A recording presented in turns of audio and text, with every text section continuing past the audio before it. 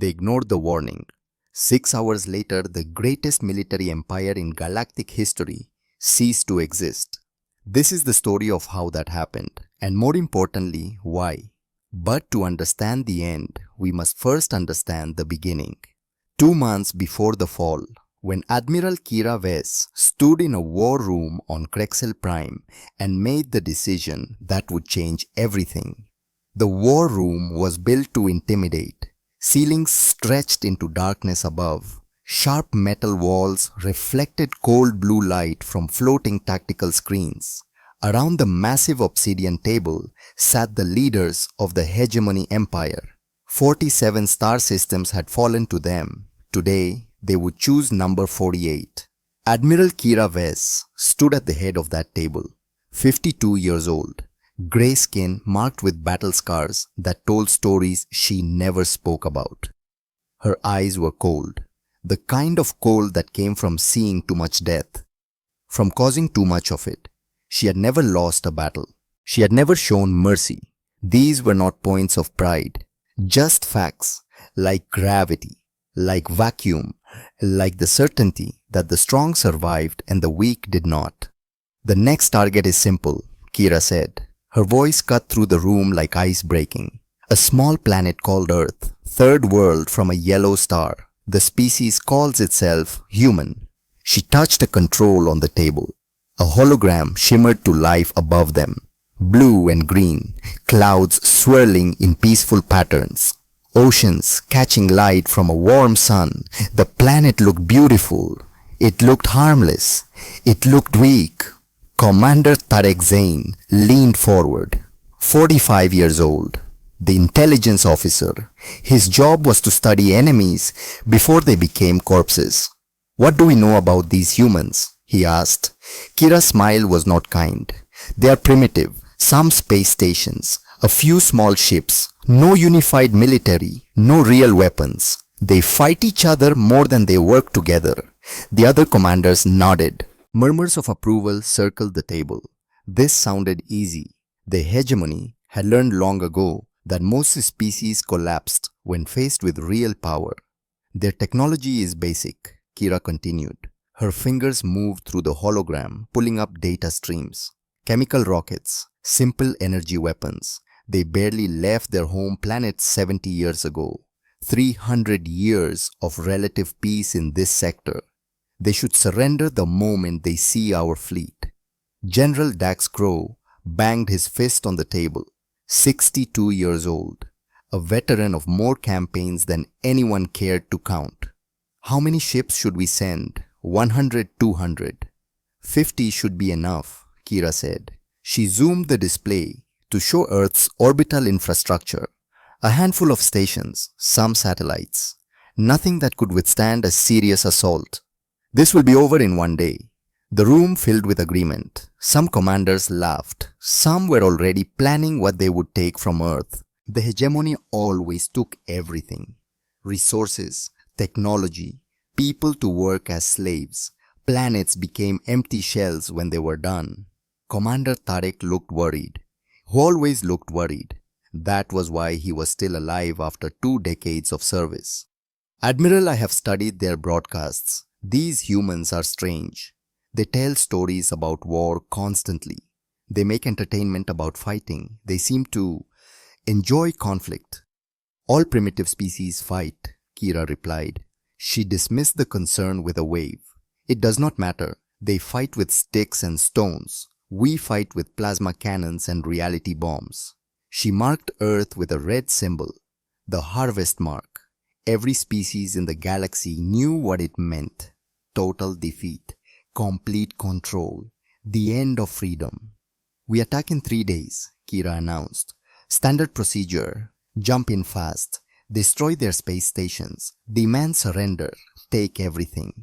The meeting ended. Commanders left to prepare their ships. Soon, 50 hegemony warships would jump to Earth. The humans would never know what hit them. Kira remained in the war room after the others left. She stood looking at the hologram of Earth, spinning peacefully, unaware of what was coming. She thought about her daughter, Sarah, dead 25 years now. A colony disaster, structural failure in a habitat dome. 40 people died, including a bright-eyed girl of 20 who had wanted to be an artist. Sarah had believed in peace, in cooperation, in the idea that different species could work together instead of crushing each other. Kira had thought her daughter naive, foolish, dangerously idealistic in a universe that rewarded only strength. Then Sarah died, and Kira learned that the universe did not care about belief. It cared about power. She had spent the decades since proving that lesson correct. 47 systems had learned it. Now Earth would be 48. Kira touched the hologram. Her finger passed through the blue planet. "Forgive me, Sarah," she whispered to the empty room. "But the strong survive.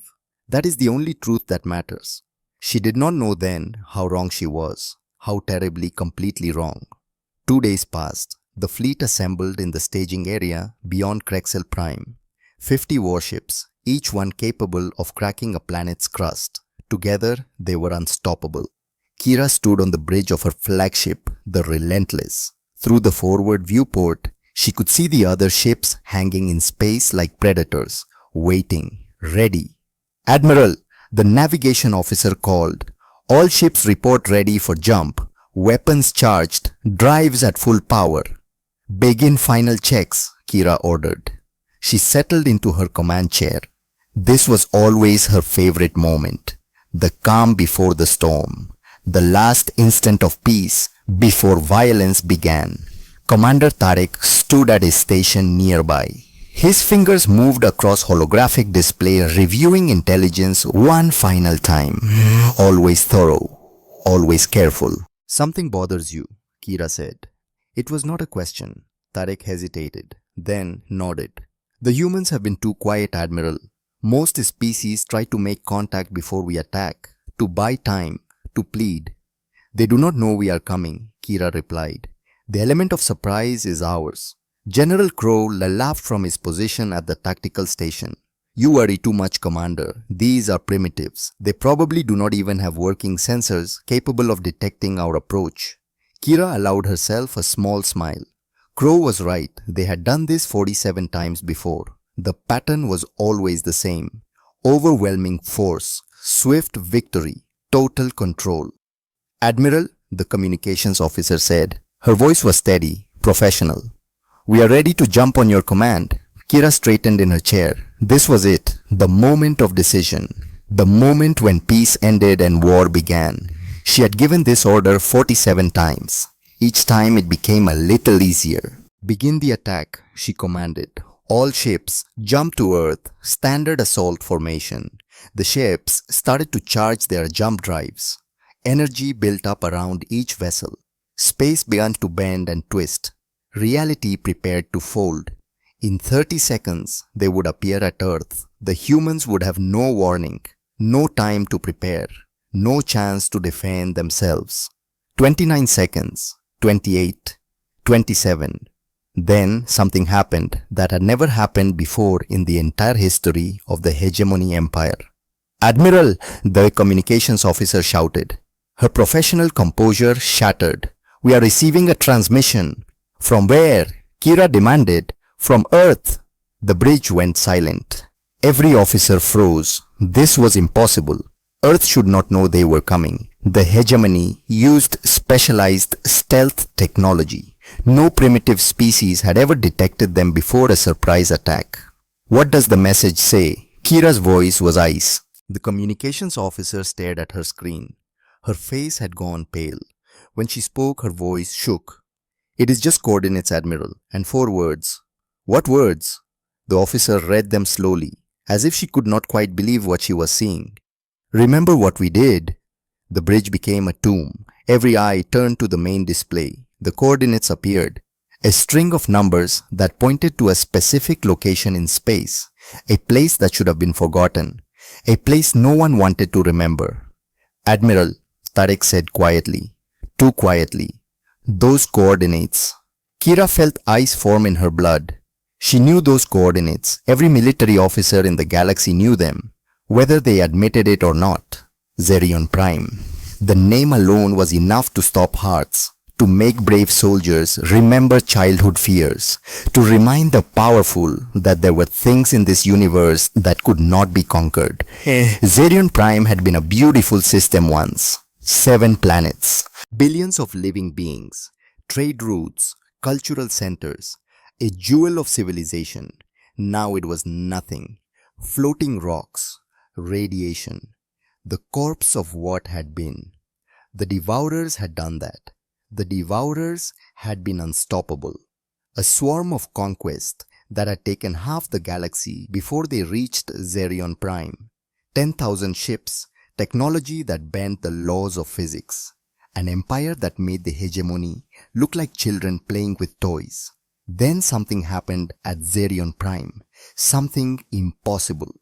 The entire Devourer fleet vanished.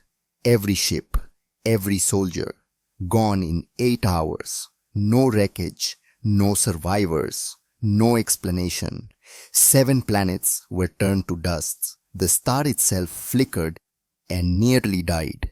Space in that region still carried scars. Reality itself had been wounded there. That was 200 years ago. No one knew what happened. No one wanted to know. The galaxy had quietly agreed to forget Zerion Prime existed. And now these humans, these primitive humans who should be cowering in fear, they sent coordinates to Zerion Prime and 4 words that changed everything. Remember what we did. Cancel the jump, Kira ordered. Her voice was steady, but inside she felt something she had not felt in decades. Fear, real fear. Admiral, the navigation officer asked, "We are ready to attack. Drives are charged."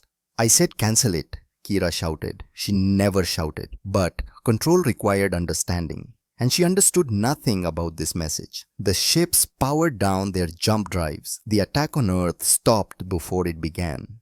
50 warships hung in space. Predators suddenly uncertain of their prey. Kira stared at the message on the main display. 4 simple words that changed everything. Remember what we did. As if the humans knew something. As if they had been there. At Zerion Prime. 200 years ago. But that was impossible. Humans barely had space travel 200 years ago. They could not have been involved in whatever happened at Zerion Prime. Could they, Commander Zine? Kira said. Her voice was cold again, controlled again, but the fear remained, buried deep. I want a full investigation. Find out everything about these humans. Find out what happened at Zerion Prime. Find out why they sent this message. Yes, Admiral, Tariq said.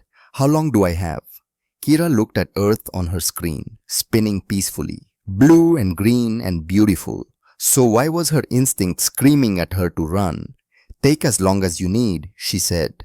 We do not attack until we understand what we are facing. The great hegemony fleet stayed where it was. For the first time in their history, they hesitated.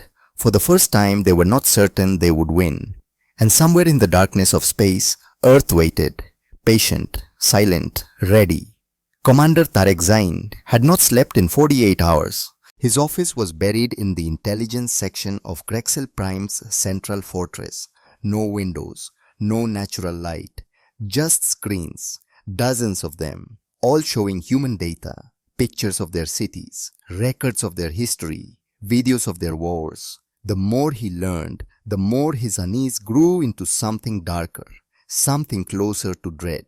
Admiral Kira Vess entered without knocking. She never knocked. What have you found? She demanded. Tariq pointed to a screen showing Earth. The planet rotated slowly, peaceful, deceptive. The humans are not what they seem, Admiral. Nothing about them makes sense. Explain. Tariq pulled up a map of human space. Red dots marked their colonies and stations. They have exactly 47 space stations. No more, no less. Kira frowned. Coincidence? We have conquered exactly 47 star systems, Tariq said. 1 station for each system we took. The room went quiet. That was not coincidence. That was a message. Show me more, Kira ordered. Tariq touched another control. The screen changed to show detailed scans of human technology. Ships that looked simple on the outside. Stations that appeared basic and weak. But the numbers told a different story. Their reactors are too powerful, Tarek said. A simple research station does not need that much energy. A basic mining ship does not need shields that strong. The energy signatures are all wrong. Wrong how? They match advanced civilizations, Tarek said carefully. Maybe more advanced than us. This was not possible. The hegemony had the best technology in the galaxy. They had stolen it from dozens of conquered species. Nothing could be more advanced. Show me their military records, she said. Tarek brought up files on human conflicts. They fought each other often, but the way they fought was strange. Perfect tactics, no wasted moves. Every battle ends quickly and cleanly. Look at the casualty rates. Numbers scrolled across the screen. Battle after battle. The casualties were impossibly low. They won battles they should have lost. They saved civilians they should have abandoned. They showed mercy to enemies who would have killed them. This behavior does not make sense for a warrior species, Kira said. Unless they are not worried about losing, Tarek replied. Unless they know they can always win if they need to. Unless they are holding back. Opened another file. This one made the temperature in the room drop 10 degrees. I traced the message they sent us. It came from a human station called Sanctuary 7. What is special about this station? Tarek's hands shook as he answered. Sanctuary 7 has been in operation for exactly 200 years, Admiral. Since right after the Zerion event. The words hung in the air like poison. 200 years was exactly when the Devourers disappeared. When an entire star system had been turned to dust. That proves nothing, Kira said, but her voice lacked conviction. There is more. Tarek opened a final file. I found archived footage from the Zerion battle. Very old, very hidden. Hegemony intelligence saved it but marked it classified at the highest level. I used your command codes. Show me, Kira ordered. The screen flickered. Then it showed something that should have been impossible. Ships. Thousands of them. Dark shapes moving through space like death itself. These were the Devourers, the species that had conquered half the galaxy, the monsters that ate entire worlds. But in the footage, they were running. The great Devourer fleet was in full retreat, ships scattered in every direction. Some were already damaged, others were exploding as they tried to escape. No formation, no order, just panic.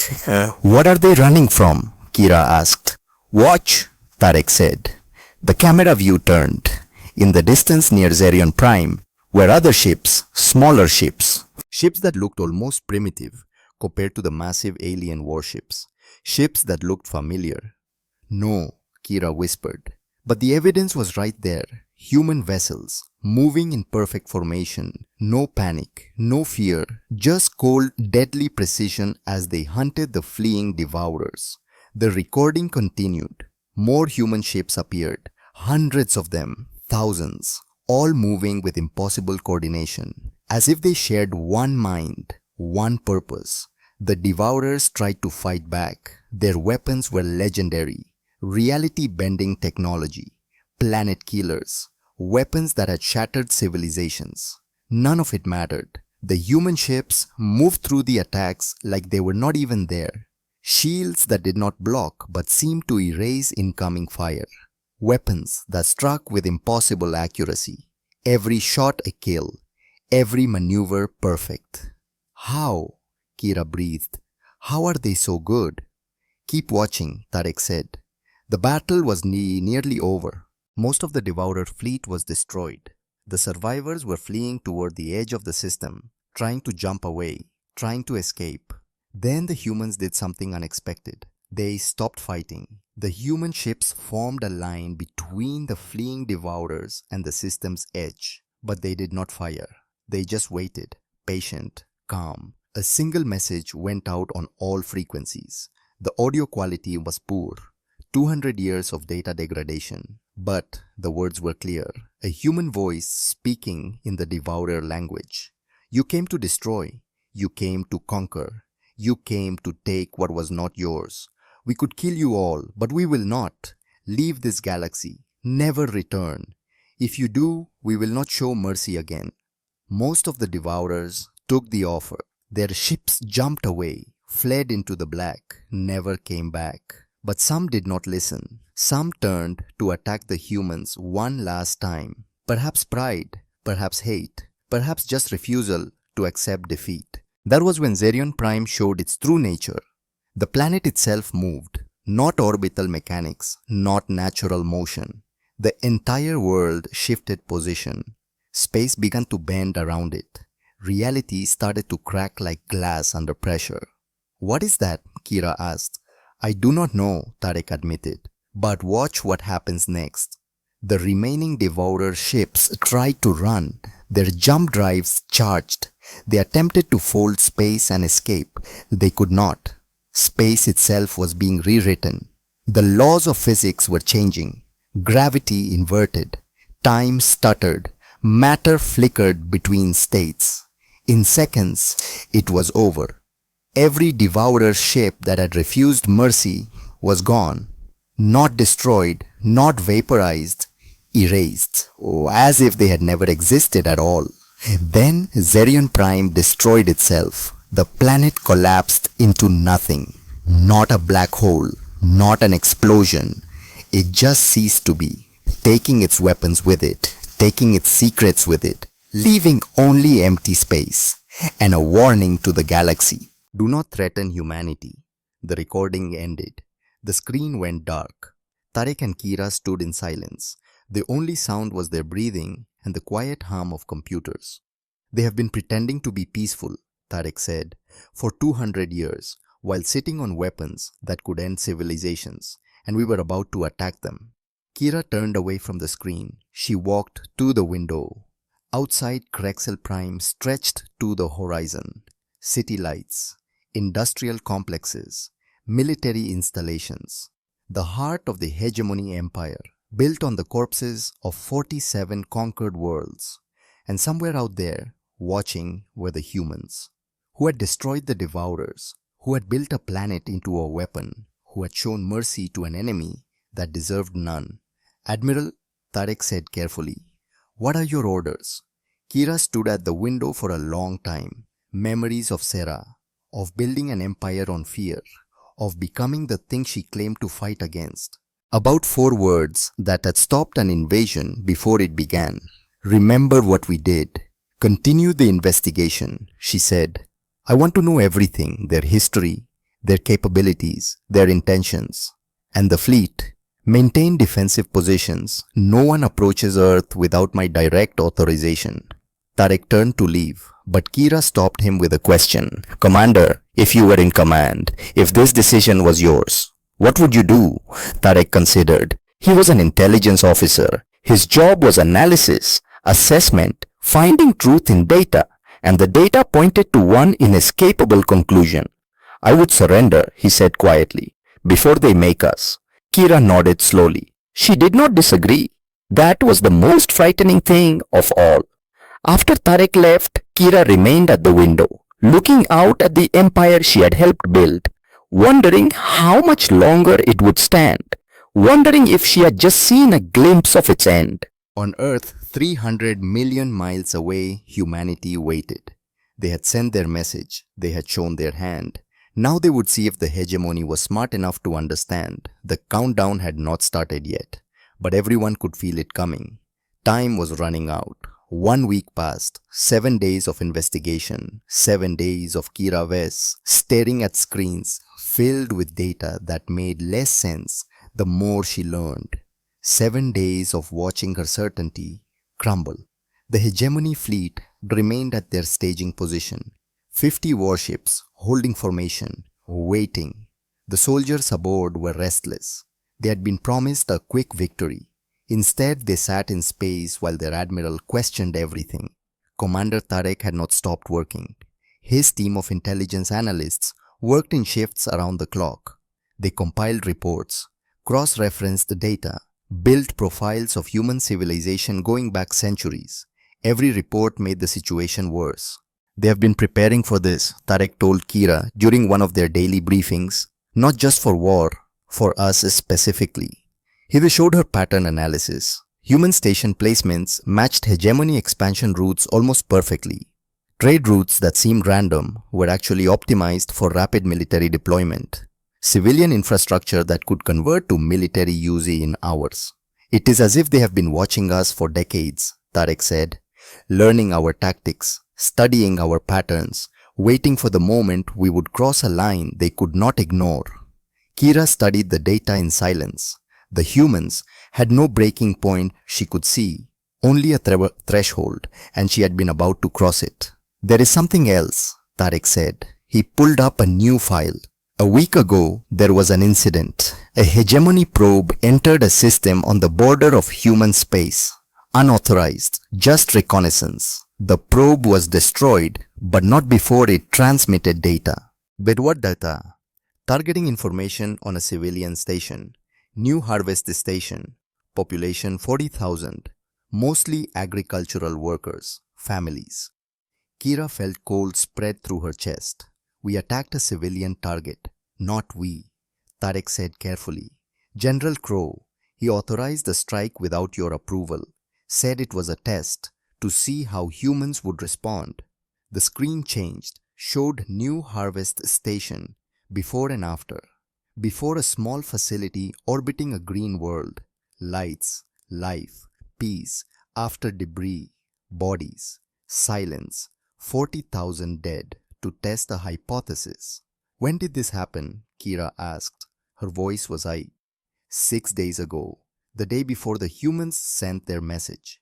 Kira understood then. The humans had not randomly chosen to warn the hegemony. They had been pushed. 40,000 of their people murdered. And their response was not immediate retaliation, not rage, not vengeance, just 4 words and coordinates. Remember what we did. A warning, not a threat, a reminder. As if to say, we could destroy you for this, but we are giving you one chance to stop. Find out who died on that station, Kira ordered. I want names. Admiral, there were 40,000 casualties. That will take time. Do it anyway. Tarek nodded and left. Kira remained in her office, staring at the images of New Harvest Station, before and after, life and death, separated by one man's arrogance. Memories of Sarah flooded back, her daughter who died in a colony accident, how Kira had raged at the universe for taking her child, how she had spent 25 years trying to make the universe pay for that loss. Somewhere on Earth, 40,000 families were feeling what she had felt, multiplied, concentrated, fresh, and still the humans showed restraint. That terrified her more than any weapon could. The second message arrived on the 8th day. Kira was reviewing tactical reports when every screen in her office suddenly changed. Not hacked, not forced, they just changed. As if the humans had politely asked permission and her systems had said yes. A face appeared. Female, late 50s, auburn hair touched with grey, eyes that had seen too much grief but still held strength. She wore a simple uniform. No decorations, no rank insignia, just a small patch on her shoulder showing Earth.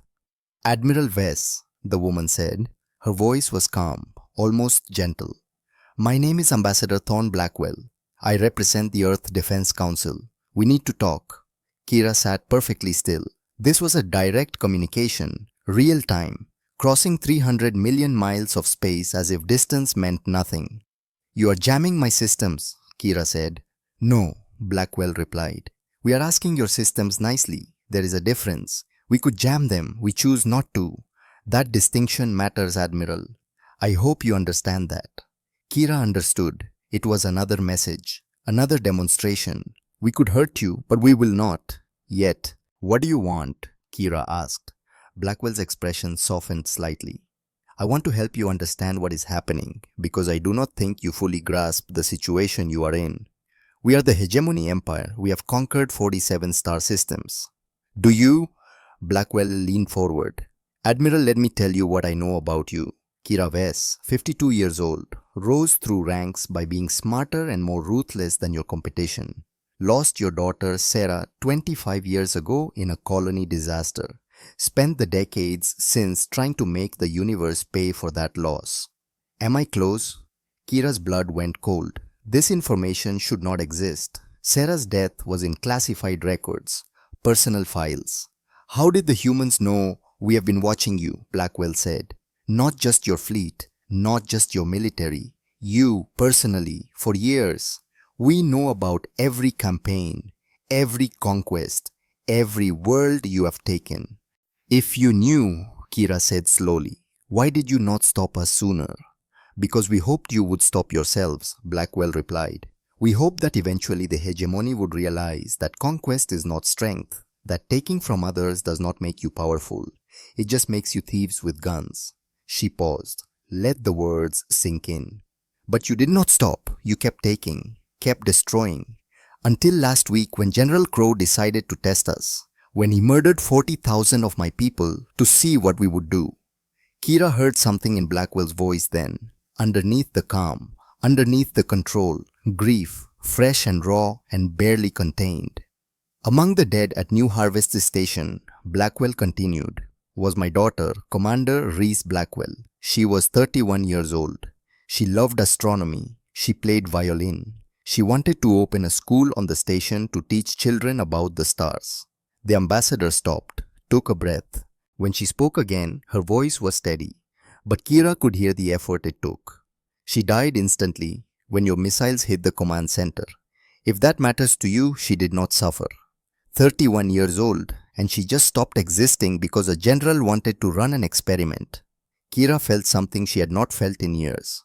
Shame, real burning shame, because she understood this woman's pain. She had lived it herself, and now she represented the people who had caused it. I am sorry, Kira said, and meant it. Blackwell nodded slowly. I believe you are. That is why I am talking to you instead of Admiral Wolf. He wanted to just destroy your fleet and be done with it. I convinced him to try this first, to give you a chance. A chance to do what? To make a choice, Blackwell said. We know you are planning to attack us eventually. Your fleet is positioned. Your commanders are eager.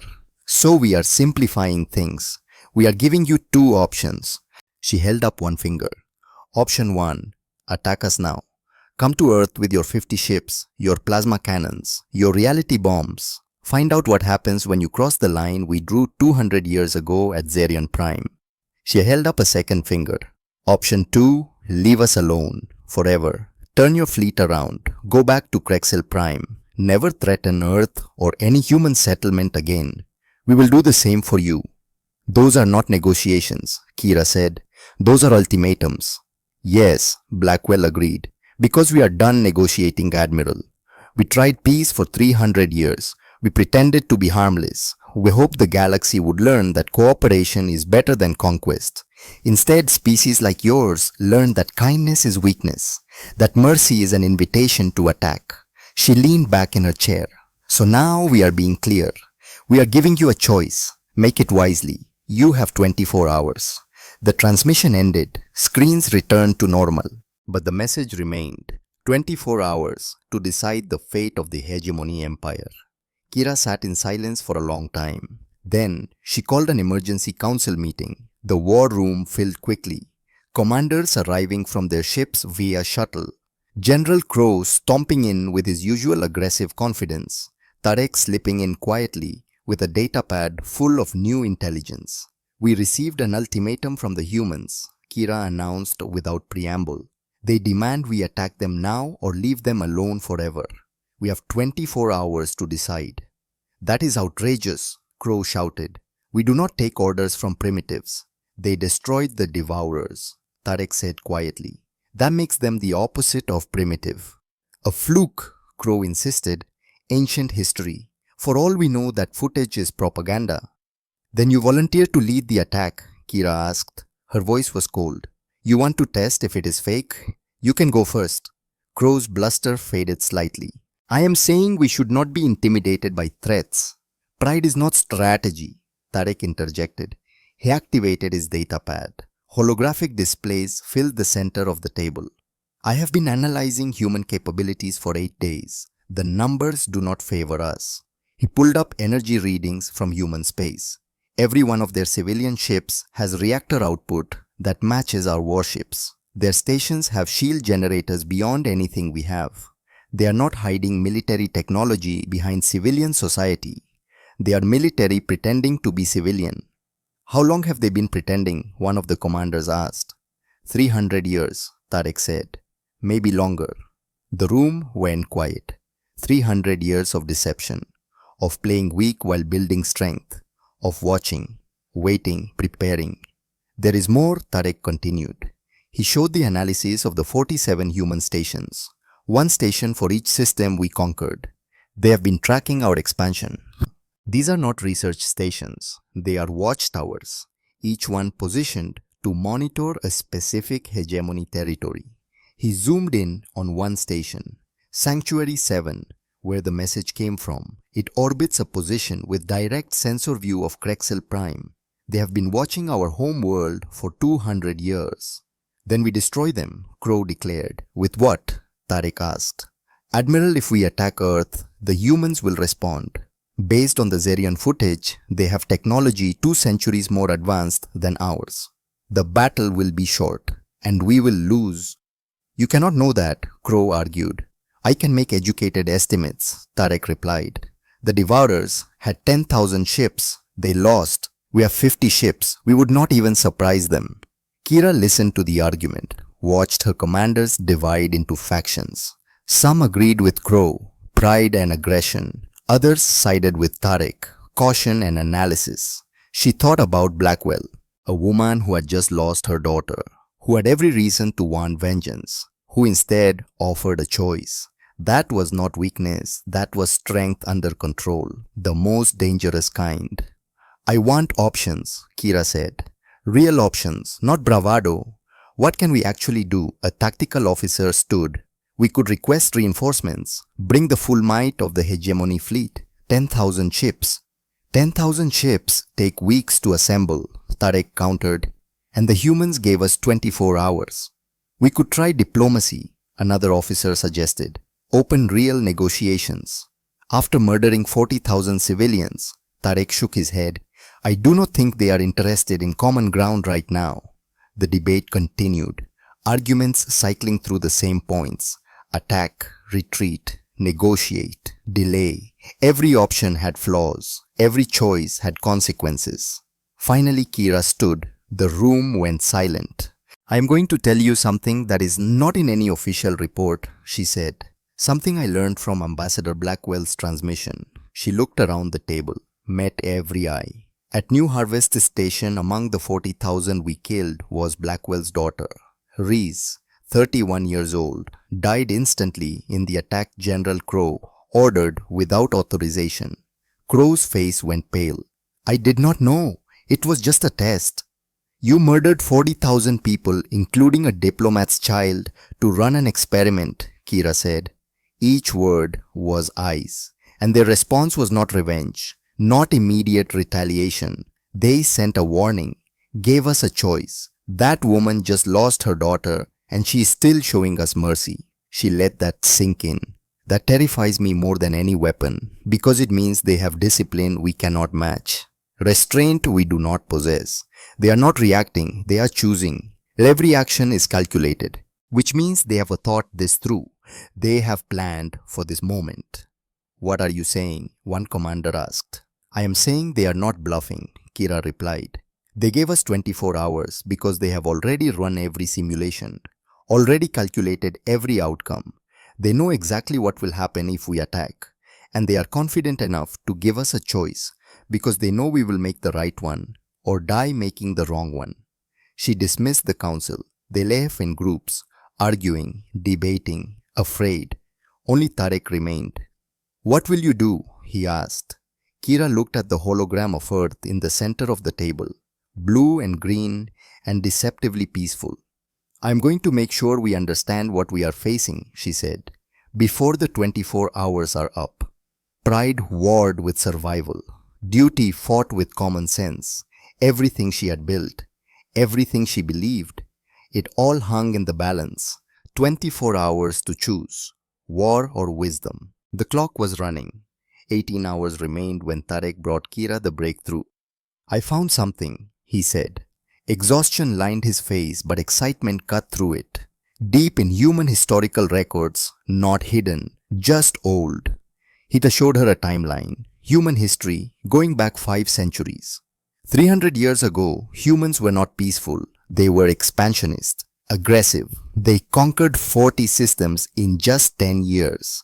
They were becoming exactly what we are now. What stopped them? Kira asked. Someone called the architects, Tarek said. There are only fragments, but the pattern is clear. The architects were an older species, more advanced. They encountered expanding humanity and gave them a choice. The same choice the humans just gave us. Exactly. Tarek pulled up more data. The humans chose violence, attacked the architects. The records are unclear what happened next, just that the human fleet was defeated, not destroyed, defeated. The architects could have ended humanity. Instead, they taught them. Taught them what? That real strength is knowing when not to use power, Tarek said. That civilization is measured not by what you can destroy, but by what you choose to protect. The architects showed humans a better way. Then they left. Humanity spent the next 300 years rebuilding themselves, becoming guardians instead of conquerors. Kira studied the timeline. 300 years of peace, of pretending to be weak, of watching the galaxy make the same mistakes humanity had made. Zerion Prime was not the first time they stopped an invasion, Tarek continued. I found references to 6 other incidents, species that attacked human settlements. All were defeated. All were shown mercy. All were given a choice to change. Some did not. What happened to the ones who did not change? Tarek showed her a list of extinct civilizations, species that no longer existed, not because they were wiped out in war, just because they stopped appearing in galactic records, quietly gone. The humans do not talk about these, Tarek said. They do not brag, do not threaten. They just remove threats and move on, as if it is maintenance, necessary work, nothing personal. That chilled Kira more than threats would have, because it meant humanity saw the hegemony not as enemies, not as rivals, just as a problem to be solved, efficiently, completely. How much time do we have left? She asked. 16 hours. Find out everything you can about what happened to those extinct species. Admiral, some of this data is fragmentary. It could take days. You have 16 hours, Kira said. Use them well. The final transmission came with 3 hours remaining. Not from Ambassador Blackwell this time. From someone else. A man, early 60s, grey hair, sharp eyes that had seen more combat than anyone should survive. He wore a military uniform. Real military, not ceremonial. Admiral Wes, he said. I am Admiral Garrett Wolfe, commander of the Earth Defense Force, the people with the actual guns. Ambassador Blackwell speaks for our diplomats. I speak for our soldiers, and I want to make something very clear to you. His tone was not angry, not aggressive, just matter of fact, like explaining physics to a student. In 2 hours and 47 minutes, your 24-hour deadline expires. At that moment, one of 2 things will happen. Either your fleet turns around and goes home, and we never speak of this again, or your fleet approaches Earth and we end you. He let that sit for a moment. I want to be very specific about what end you means. Not defeat, not capture. End. Your 50 ships will cease to exist.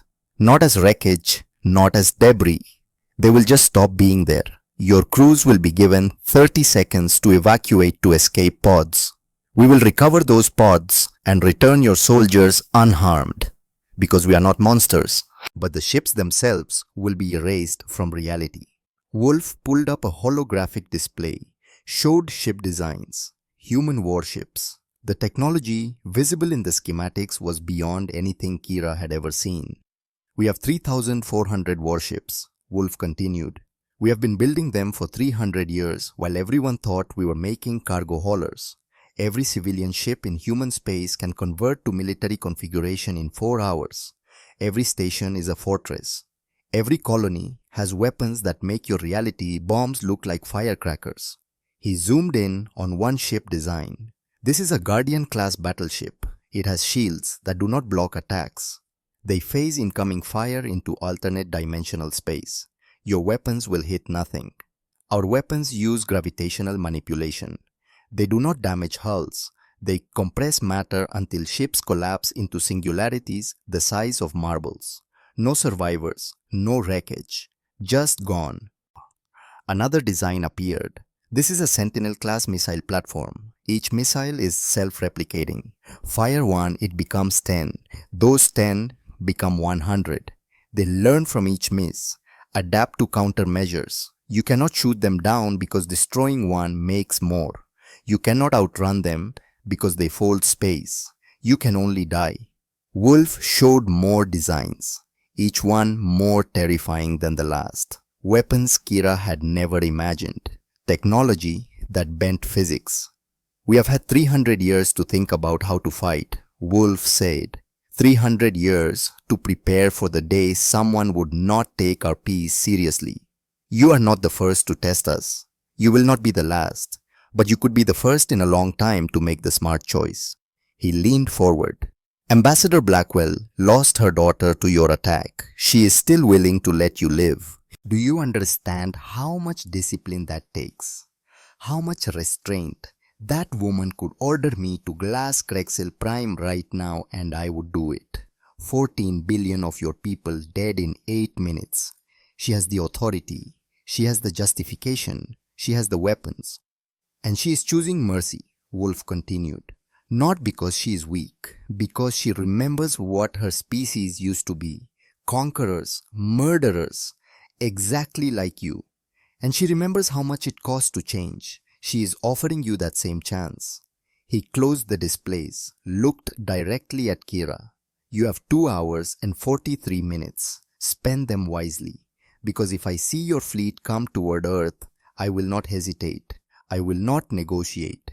We will just remove you from existence and I will sleep fine afterward. Because protecting innocent people is what soldiers do. Real soldiers, not conquerors. Soldiers. The transmission ended, but Kira's screens did not return to normal. Instead, they showed something else, something new. Space above Krexel Prime tore open. A structure emerged, 30 kilometers long. Sleek, alien, terrifying. Admiral Tarek's voice burst over the comm. Unknown signature, massive energy readings. The display changed, showed the structure in detail, showed its purpose. Helios platform, star killer. Kira's blood turned to ice. This was not a weapon pointed at ships. This was a weapon pointed at their sun. A new message arrived. Ambassador Blackwell's face, grief-worn but resolute. Admiral Vess, you now see what we built while pretending to be peaceful.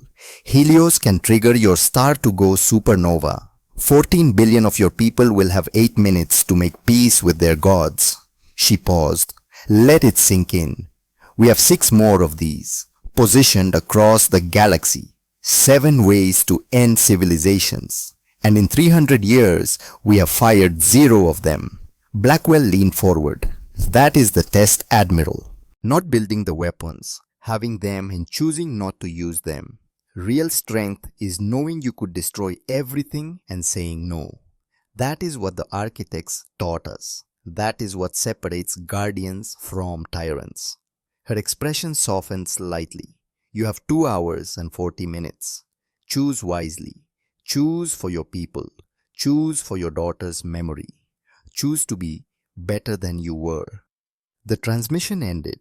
Kira stared at the display, at the weapon that could end her entire species, at the restraint that kept it dormant, at the mercy she did not deserve but was being offered anyway. 2 hours and 40 minutes to choose between pride and survival, between death and wisdom. She stood, walked to the viewport, looked out at her fleet. 50 ships, soldiers who trusted her, families waiting for them at home, lives in her hands. What would Sarah have wanted her to do? Her daughter who believed in peace, who thought different species could work together. Kira made her decision. She opened a fleet-wide channel. Every ship, every soldier, every commander. This is Admiral Vess, she said. Her voice was steady, clear. I have reviewed human military capabilities. I have studied 300 years of their history. I have seen what happens to species who attack them, and I have made a decision. She paused. Let them wait. We are going home. Silence. Then voices erupted. Questions, protests, confusion. This is not surrender, Kira said. This is survival. This is wisdom. The humans have given us a gift, a chance to walk away, to learn from this, to be better. I am taking that gift. She looked at the Helios platform on her screen, at the weapon that could end everything. Anyone who does not want to come with me can stay, can attack Earth alone, can find out what happens when you kick the wolf den. Silence. No one volunteered. I thought not, Kira said. We are going home. We are going to think very carefully about what we learned here, and we are going to decide what kind of empire we want to be. One that takes until someone stronger stops us, or one that learns before the lesson becomes fatal. She closed the channel, gave orders to navigation. The fleet began to turn. 50 warships rotating away from Earth, away from confrontation, away from extinction. Commander Tarek appeared beside her.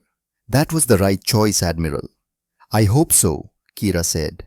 Because if I am wrong, we will never know. We will just be gone. But deep down, she knew she was right. The humans had given them mercy. Real mercy. The kind that came from strength, not weakness. And Kira Vess was done testing if that mercy had limits. The fleet jumped away. Back to Krexel Prime. Back to safety. Back to a future that might actually exist. On Earth, Admiral Wolf watched the hegemony ships disappear from sensors. He allowed himself a small smile. They made the smart choice, he said to Ambassador Blackwell, who stood beside him in the command center. This time, Blackwell replied. Her voice was tired, grief still fresh. But there will be others, there always are. Then we will give them the same choice, Wolf said, until they all learn, or until we run out of mercy. We built weapons of genocide, Blackwell said quietly. 7 ways to end civilizations. And today, we used exactly 0 of them. That is what I will tell Reese when I visit her memorial. That her death did not become an excuse for more death. That we showed restraint even in grief. Wolf nodded. He understood. Revenge was easy. Mercy was hard. But mercy was what separated civilization from barbarism. They stood together in silence, watching Earth spin below, blue and green and beautiful, protected by guardians who remembered what monsters looked like, because they had been monsters once, and they never wanted to be monsters again. Above Krexel Prime, the Helios platform powered down, folded space, vanished back into whatever dimension it called home. 7 weapons of genocide, 0 fired in 300 years. That was the real message. That was the real power, not the ability to destroy, the wisdom to choose not to. 1 week after the hegemony retreat, a new message arrived at Krexel Prime. Not from Earth this time, from deep space, from the edges of known territory. A distress call, unknown aggressors, overwhelming force, civilians dying. The message was desperate, terrified, pleading for help. Kira received the message in her office. She stared at it for a long time. The hegemony had never answered distress calls before. They had been the ones creating them. Then she did something she never thought she would do. She forwarded it to Earth. 12 hours later, Ambassador Blackwell appeared on her screen. You could have ignored this, Blackwell said. It is not your territory, not your responsibility. No, Kira agreed. But it is yours, protecting the weak, stopping evil. That is what you do. That is what you have done for 300 years, while we were too busy conquering to notice. Blackwell nodded slowly. The Protectorate fleet is already en route. We will handle it. I know, Kira said, but I wanted to ask, could we help the hegemony fleet? Could we assist? Blackwell studied her, reading intention, measuring sincerity. Why? She asked. Why would the hegemony help protect strangers? Kira thought about Sarah, about Reese, about 40,000 dead because of arrogance, about mercy shown when revenge was justified. Because we want to learn, she said. We want to be better, and maybe the first step is protecting instead of taking. Blackwell was quiet for a long moment. Then she smiled, sad but genuine. Meet us at the coordinates, she said. Follow our lead. Do not engage until we tell you. And Admiral, thank you. Reese would have liked this. She believed people could change. I am glad to see she might have been right. The transmission ended. Kira turned to Tarek. Prepare a fleet. Volunteers only. Anyone who wants to try being a guardian instead of a conqueror. How many ships? As many as volunteer. Tarek nodded and left. 2 hours later, he returned. 23 ships volunteered Admiral, including General Crow's. Crow, Kira was surprised. He said, and I quote, I have been a bastard for 60 years. Maybe it is time to try something else. Kira laughed. Actually laughed. First time in months. Then let us go be guardians, she said, and find out if wolves can learn new tricks. The fleet jumped toward the distress call, toward unknown danger, toward a future that might be better than the past. The distress call had come from a mining colony on the edge of charted space, 3,000 civilians, families, workers extracting rare minerals from a dead moon orbiting a gas giant. Now they were dying. The aggressors called themselves the Swarm. They had appeared 6 months ago. 3 civilizations had already fallen silent. When scouts finally arrived, they found nothing. No survivors, no bodies. Just empty worlds stripped of resources. The Swarm moved like locusts, consumed everything, left nothing. The Protectorate fleet arrived first. 200 human ships dropping out of jump space in perfect formation. Admiral Garrett Wolf's flagship, the Vigilant, took point position. Colony status, Wolf ordered. Shields holding, his tactical officer reported. But they will not last long. The Swarm has 600 ships. Biological weapons, ships that grow, that adapt. Wolf studied the tactical display. The Swarm ships were organic. Living vessels that pulsed and writhed in space. No symmetry, no obvious weak points. Just endless hunger made manifest. How long until the colony falls? 4 hours, maybe less. Then we have 4 hours to end this. Wolf opened a fleet-wide channel. All ships battle formation Prometheus. We draw them away from the colony. Make them chase us. The human fleet began to move. Not toward the Swarm, away from them, pulling back, appearing to retreat. The Swarm took the bait. 600 organic ships surged forward, hungry, aggressive, mindless, exactly as planned. Then 23 more ships appeared. Hegemony vessels, older technology, slower shields, but crewed by soldiers who had chosen to be there. Who had volunteered to protect strangers. Admiral Kira Vess's flagship, the Relentless, took position beside the Vigilant. Admiral Wolf, Kira said over the communication channel, the Hegemony fleet reporting for duty. Where do you need us? Wolf allowed himself a small smile. Welcome to the Guardians, Admiral Vess. Stay behind our shield screens. We will handle the heavy lifting. You watch and learn. Next time you can take point. Understood. And Admiral, thank you for letting us try. Everyone deserves a chance to be better, Wolf replied. Now let us show these things what Guardians do. The battle began. The Swarm crashed into the human defensive line like a wave against a cliff. 600 biological ships, all teeth and hunger and rage. They met shields that did not break. Guardian-class battleships absorbed the Swarm's weapons. Biological acids, kinetic spines, energy pulses that should have melted hulls. All of it vanished into dimensional phases. Attacks hitting nothing. Then the humans returned fire. Gravitational beams lanced out. Focused gravity wells that compressed matter. Swarm ships folded inward, crashed into spaces smaller than atoms, disappearing with barely a flash. Sentinel missiles deployed. 1 became 10. 10 became 100. Each missile learning. Adapting, the swarm tried to shoot them down. Destroying one missile created three more. In minutes, the space around the swarm fleet was filled with thousands of self-replicating weapons, all converging, all learning, all hungry in their own mechanical way. Kira watched from the relentless, her tactical officers providing commentary, her commanders standing in awed silence. Their casualty rate is zero, Commander Tarek reported. The swarm has damaged 53 ships, all crews evacuated safely. The ships themselves are still functioning. How? General Crow demanded. How are they so good?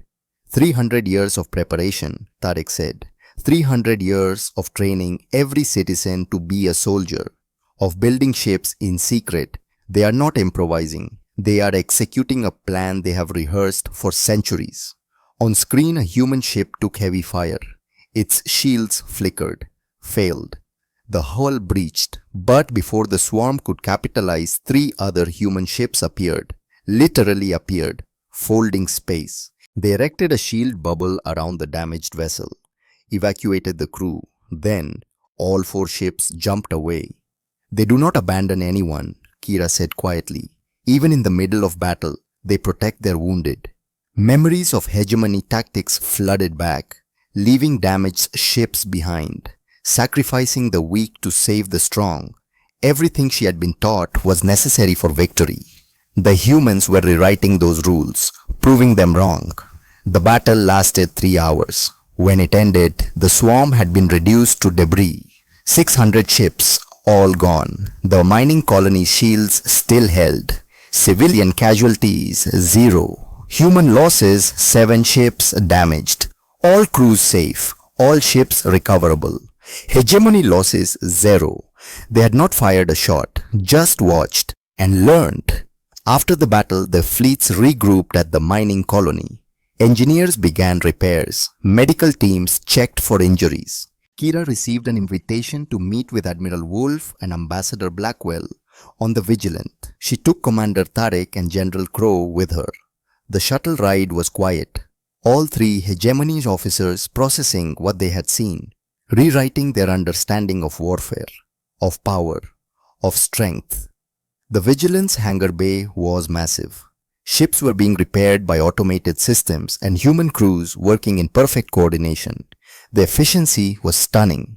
Ambassador Blackwell met them at the airlock. She looked tired, the grief of losing her daughter still visible in her eyes. But she smiled, warm and genuine. "Welcome aboard," she said. "Thank you for coming, and thank you for volunteering to help. It means more than you know." They followed her through corridors that felt more like a city than a ship. Crew quarters, gardens, schools, families living aboard a warship, children playing in common areas. "You have families on military ships?" Crow asked, unable to hide his surprise. "We are all military," Blackwell replied, "but we are people first. Families serve together when possible. It reminds us what we are protecting, why we fight." They reached a conference room, windows showing the gas giant and its rescued moon. Inside, Admiral Wolf waited, along with others, human officers, representatives from the mining colony, and something else, 3 swarm entities, captured, contained in energy fields. Still alive, Kira stopped, hand moving toward her sidearm. "They are secure," Wolf said. "We captured them to study, to understand, to see if communication is possible." "Communication," Crow said. "They are monsters. They are hungry," a human scientist said. She was young, maybe 30. She stood near the containment fields, studying readouts. "We have been analyzing their biology. They are not evil. They are starving. Their home region of space is dying. They are refugees who do not know how to ask for help." The scientist touched a control. One of the swarm entities moved, pulsed, patterns of bioluminescence rippling across its surface. "We think they are trying to communicate," the scientist continued. "Watch." The patterns repeated, different sequences, variations, like someone trying different languages. "They know we are here," the scientist said. "They know we are intelligent, and they are trying to tell us something." Ambassador Blackwell stepped forward. "We are attempting to establish communication, to understand their needs. If they are refugees, then we should help them, not exterminate them." They killed 3 civilizations, Kira said. They did, Blackwell agreed. And that cannot be undone. But exterminating them in return does not bring those civilizations back. It just adds more death. We would rather find another way. She looked at the swarm entities. If we can teach them to ask for help instead of taking by force, then maybe we save future civilizations. Maybe we turn enemies into allies. Kira stared at the contained creatures, at the humans trying to communicate with beings that had destroyed entire worlds, at people choosing understanding over vengeance. How? She asked. How do you do this? How do you show mercy to things that deserve none? Blackwell turned to her, sadness in her eyes, but also strength. Because someone showed us mercy once, she said, when we deserved none. They sat in the conference room, humans and hegemony, former enemies, potential allies, sharing a meal, talking, learning. Ambassador Blackwell told them about the architects, about humanity's dark age 300 years ago, when humans were young and angry and convinced that strength meant conquest. Would have took 40 systems in 10 years, she said. We were efficient, ruthless, proud of our expansion. Then we met the architects, an ancient species, millions of years old. Technology so advanced it seemed like magic. She paused. Remembering history she had only read about, but history that defined her entire civilization. The architects gave us a choice, the same choice we gave you, Admiral Wes. Stop or be stopped, we chose violence. Thought we could win through aggression. What happened? Tarek asked. They defeated us in 4 hours, Blackwell said. 10,000 human ships, gone, not destroyed, disabled.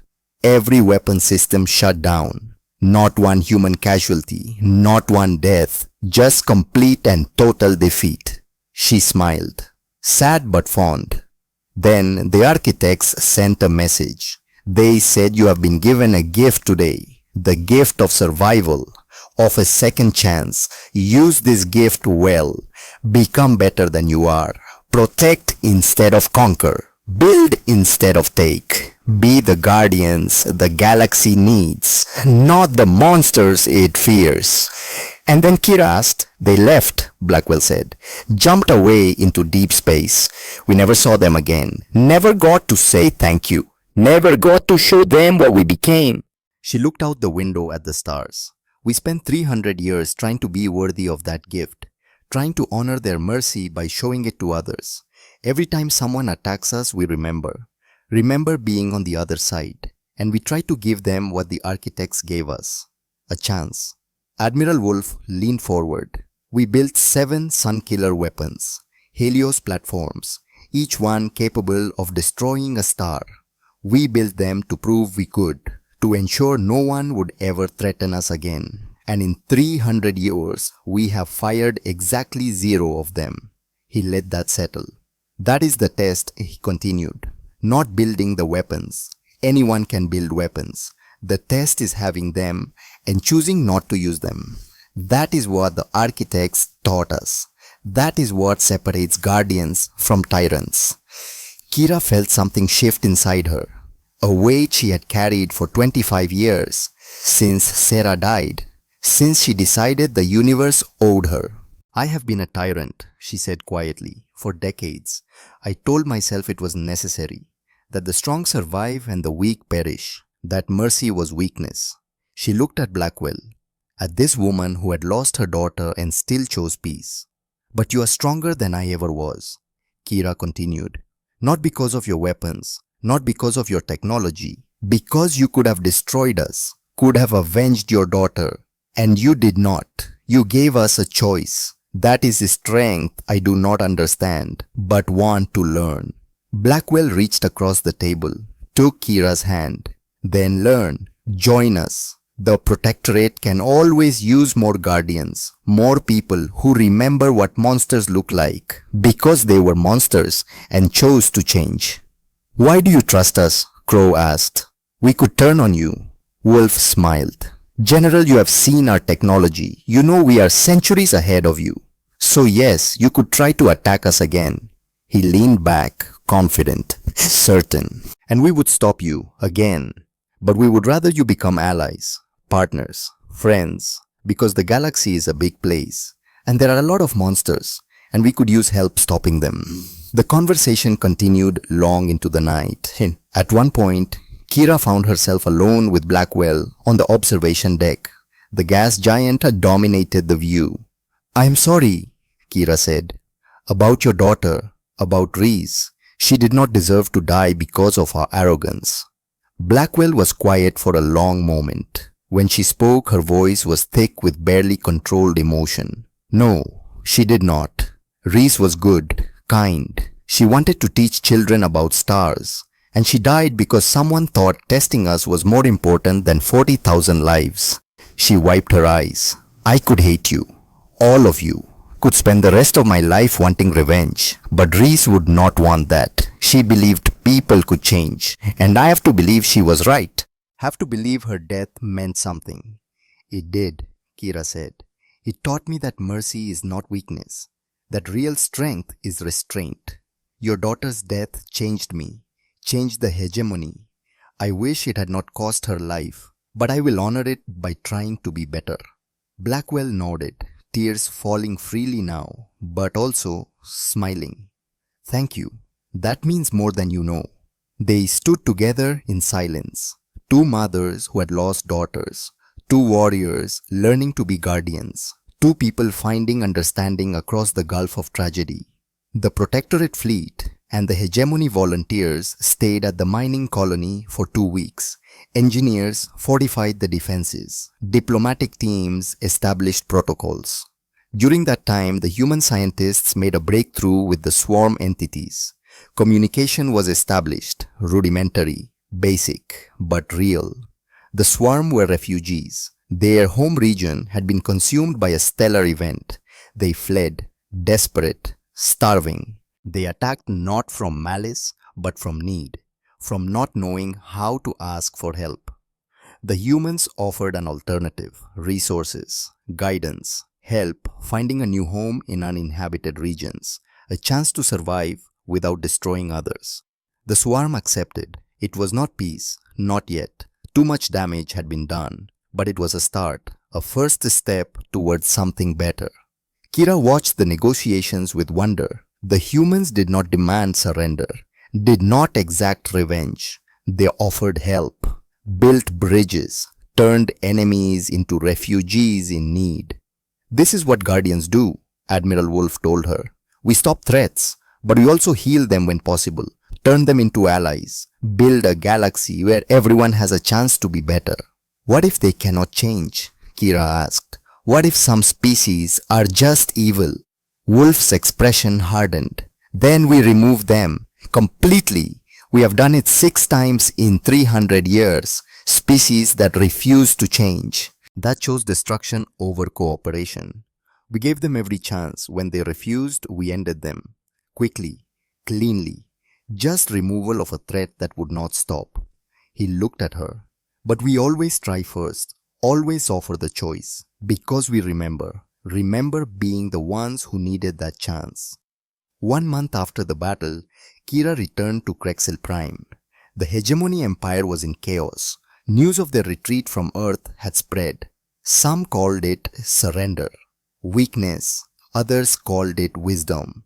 The empire split, factions forming, arguments raging. Some commanders wanted to attack the humans again. Most wanted to survive. Kira called a council. Every commander, every governor, every leader of the 47 conquered systems. The room was packed. Angry voices, scared voices, confused voices. She stood at the head of the table where she had once planned the conquest of Earth. "I have called you here," Kira began, "to tell you about the future. The real future, not the one we have been building. The one we need to build." She activated the holographic display, showed footage of the battle with the swarm, showed human technology, showed Guardian-class battleships and Sentinel-class missiles. "This is what we almost fought," she said. "The humans have weapons that make ours look like children's toys. Technology centuries beyond ours, and they have been sitting on it for 300 years while we thought we were strong. Murmurs, shock, denial. But that is not the important part, Kira continued. The important part is this. She showed the negotiations with the swarm, showed humans offering help to beings that had destroyed 3 civilizations. They could have destroyed us, Kira said, could have ended the hegemony empire in hours, could have turned Krexel Prime into a second sun with a weapon they have had for 2 centuries. Instead, they gave us a choice, gave us mercy, gave us a chance to be better.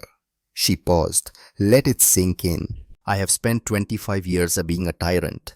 25 years taking from others, building an empire on fear. I was wrong about everything, and I am done being wrong. She looked around the room, met every eye. The hegemony empire as we know it ends today, she declared.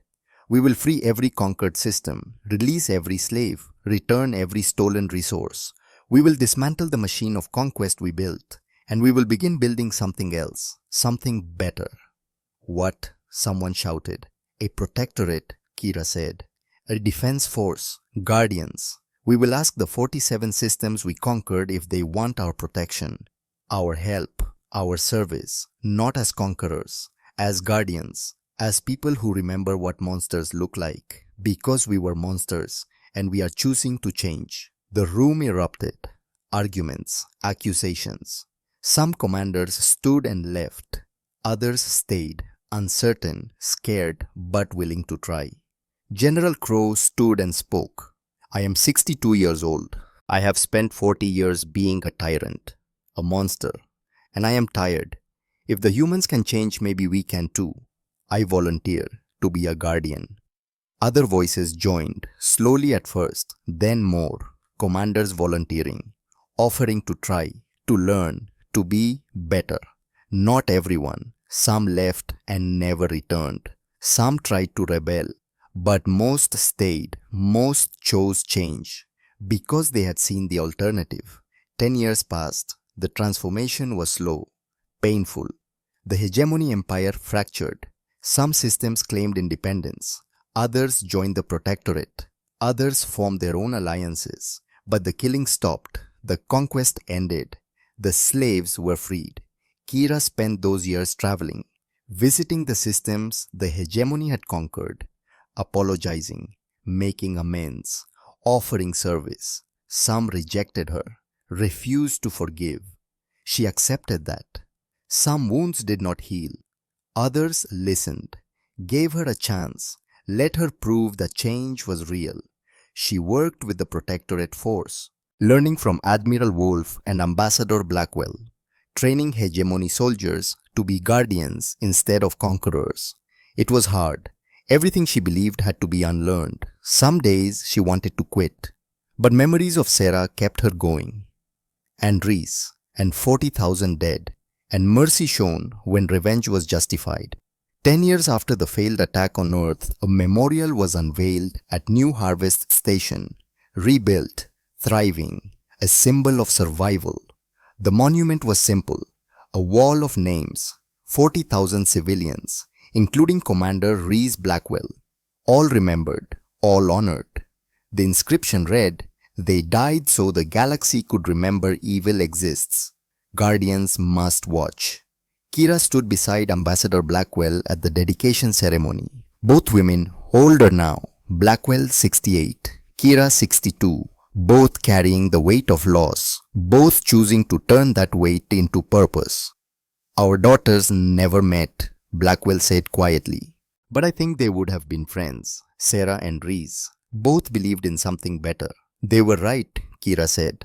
"We proved them right by choosing to change." Blackwell nodded. "Someone has to remember what wolves look like, has to know the scent, the sound, the danger." "Because we were wolves," Kira finished. "We know, we remember. That is what makes us good guardians." The ceremony continued. Speeches, remembrances, tears and hope mixed together. Representatives from dozens of species attended, including former hegemony systems, including former enemies, all choosing to remember, to honor, to commit to being better. After the ceremony, Kira received a message, a distress call. A colony is on the frontier, under attack by raiders. She smiled. Not a kind smile, the kind of smile that wolves made when they found prey. Looks like we have work, she told Commander Tarek. He was 55 now, still cautious, still analytical, but no longer afraid. The Protectorate fleet is 3 days away, he said. Or we could handle it ourselves, Kira said. Show them what Hegemony Guardians can do. She opened a fleet-wide channel. The Hegemony Protectorate force had grown to 80 ships, all volunteers, all former conquerors learning to be guardians. This is Admiral Vess, she said. We have a distress call. Civilians in danger. Pirates attacking. Who wants to go remind some predators that there are bigger predators out there? Every ship responded, ready, willing, eager to protect instead of take. Then, let us go be guardians, Kira ordered. The fleet jumped toward danger, toward service, toward a purpose that finally made sense. On the bridge of the relentless, Kira looked at a photo she kept on her command station. Sarah at age 20, smiling, bright-eyed, believing in a better universe. I am a guardian now, sweetheart, Kira whispered. Like you always wanted me to be. I protect instead of conquer. And I remember what monsters look like, because I was one. That is my strength now. The fleet arrived at the colony. The pirates were numerous, well-armed, aggressive. They never stood a chance. The Hegemony Guardians fought with precision, learn it from humans. With restraint, learn it from mercy. With purpose, learn it from loss. They disabled the pirate ships, evacuated their crews, destroyed the vessels. No casualties, no unnecessary death, just removal of a threat. Then they would help repair the colony, stayed to ensure safety, left only when new defenses were in place. This was the pattern now. This was the mission. This was what Guardians did. And the galaxy was learning. Slowly, but learning. That evil existed. That monsters were real. But that Guardians stood watch. 25 years after the failed attack on Earth, Admiral Kira Vess stood on the bridge of the Relentless one final time. She was 77 years old. Her body was failing.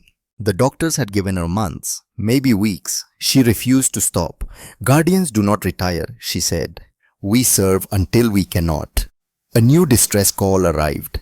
A colony under attack. Raiders. The same pattern. Always another call. Always someone in need. Admiral, Commander Tarek said gently. He was 60 now. Her oldest friend. You do not have to go. The fleet can handle this. No, Kira said. One more time. One more mission. One more chance to be what Sarah believed I could be. The fleet jumped. Toward the distress call.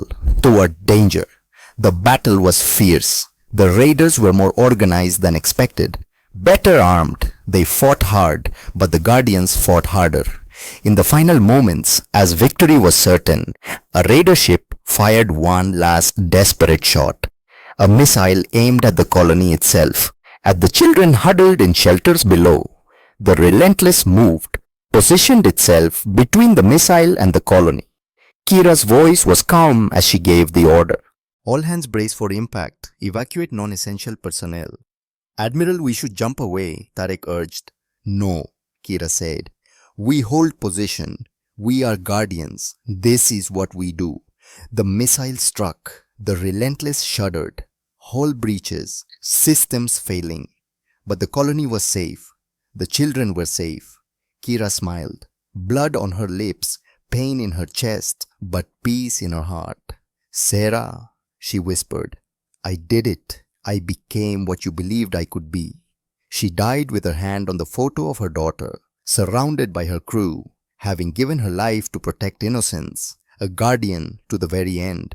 Admiral Kira Vess's funeral was attended by thousands, humans, former hegemony, dozens of species, all guardians, all choosing to honor the woman who had transformed from tyrant to protector. Ambassador Thorne Blackwell spoke at the service. She was 73, still wise, still carrying grief but also pride.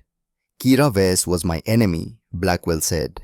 She represented everything I fought against. Then she became my friend, my ally, my sister in service because she chose to change and proved that anyone can become a guardian if they make the choice, if they stand watch, if they remember what monsters look like and refuse to be one.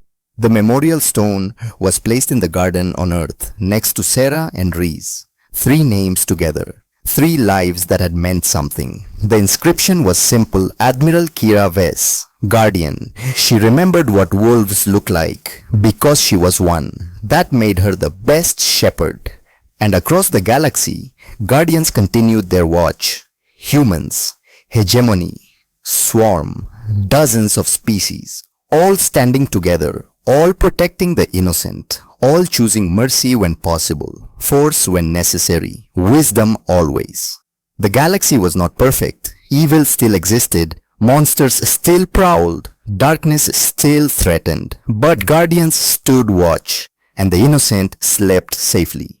Because some people remembered the cost of peace, the price of protection, the necessity of standing against the darkness. They remembered because they had been darkness once and chose light. That choice echoed through generations, defined civilizations, built a galaxy where cooperation was possible, where different species worked together, where the strong protected the weak. It was not easy, not perfect, but it was better, and that was enough, because guardians stood watch, and they would always stand, always protect, always choose wisdom over destruction, mercy over vengeance, always. The galaxy continued spinning, life continued, hope persisted, because guardians remembered, and remembering they served. That was the legacy, the lesson, the truth carved into reality. Real strength was knowing you could destroy everything and choosing not to. That choice separated civilization from chaos, guardians from tyrants, light from darkness, and that choice would echo forever. Epilogue. In the archives of Sanctuary, 7 in a room that few ever entered, a recording played on repeat. The Battle of Zerion Prime. The moment humanity had shown the galaxy what they truly were. A new officer stood watching it.